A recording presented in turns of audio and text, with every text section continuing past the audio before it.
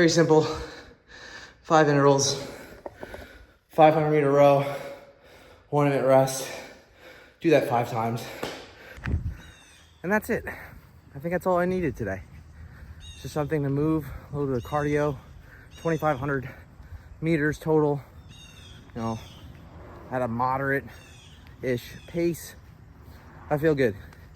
Sometimes it's not all about just like crushing your soul with a workout, like a soul crushing workout. It's not all about that. It's about just doing what you can do with the time and energy you have, but as long as you do it. I think that's important. I think being consistent and just doing it is more important than the intensity. Intensity matters a lot, but I think just like maybe if you're starting to get into it again, or you're starting a program or doing something, just going through the motions and doing the bare minimum, which is just doing it, is good enough. And I think, man, I'm still out of breath. And I think my training philosophy has changed over the past 10 years. Like, I jumped around so many different methods and training methodologies, and I just jumped around. I was too out of breath. I'm gonna talk about it when I get back. So yeah, as I was saying, my training thought process, for myself at least, and I don't think this is like, you need to do this. Like, it's not one of those. It's like what I've learned over 10 years. And right now, this is like a new learning experience for me because I've never been a dad before.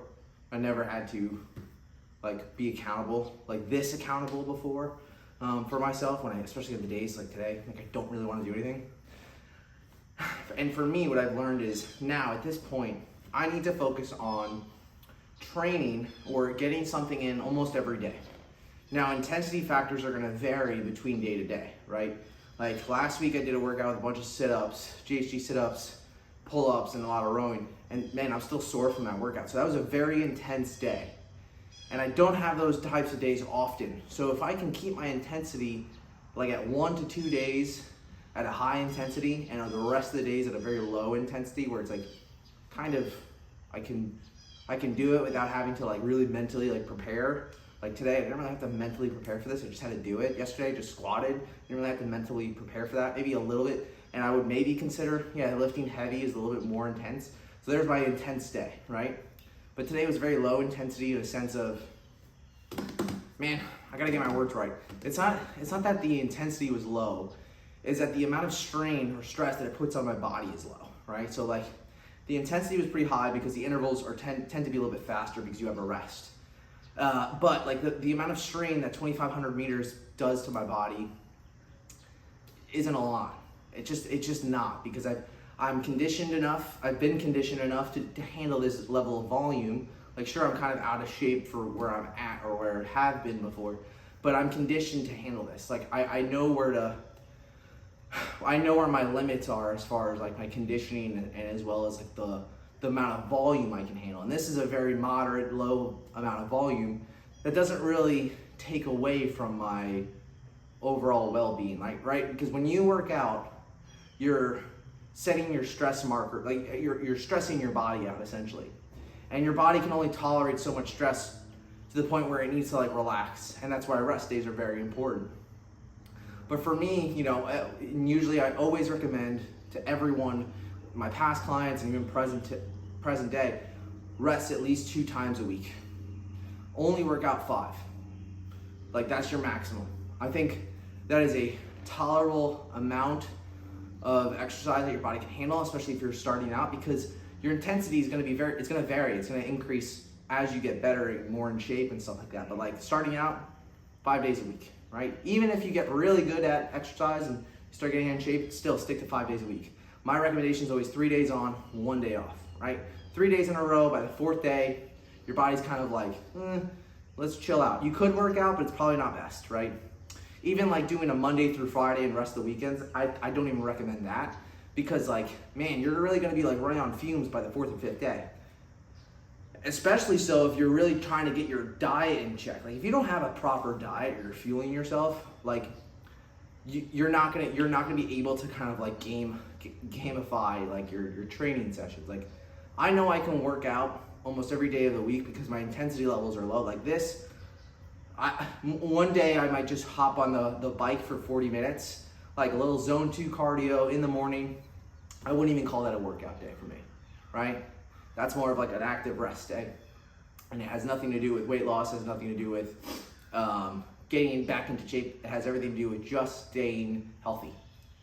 And I know the amount of nutrition and what I eat, especially lately, I've been getting better, is like pretty on par to complement the amount of training I'm doing. So working out 7 days a week isn't like unheard of. It just depends on like what category that like each workout falls under. Like I just said, like 40 minutes on the bike at a very slow pace just to sweat. It's stretching if that's really a workout. It is you working out, but it's not really like the intensity meter is like 1 out of 10, right? Like it's set to 1. So it's not gonna be super taxing on your body. Whereas opposed to this was only this was like a 15-minute workout, but the taxing was probably like moderate because the intervals were faster and it stung and it kind of hurt and it was stressful. But like even then it's not even, I consider this a workout, but I can tolerate this, right? So for some it might not be. For some this might be a lot, right? 2,500 meters is a lot, depending on what condition you are. So there's so many different conditions that you have to consider when it comes to exercise, how often you work out, stuff like that, and your training methodology and how you think about things.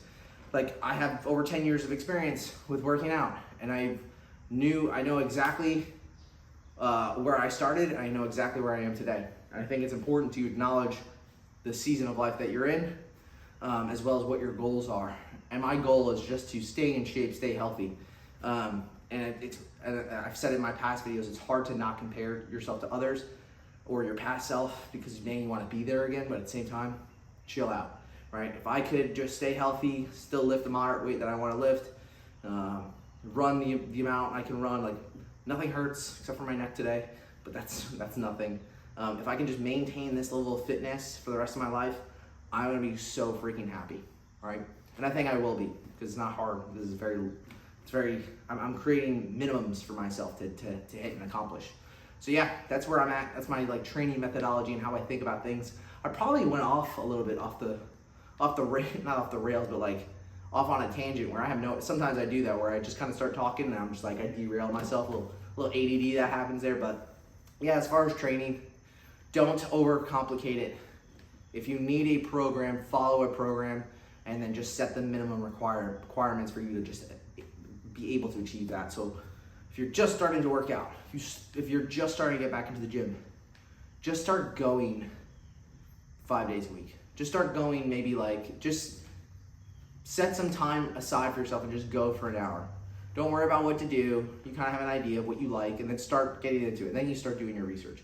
You have to build an interest for it before you really start going all in. If you don't have an interest at all, there's no point of jumping all in because you're just gonna burn yourself out because you really don't have an interest.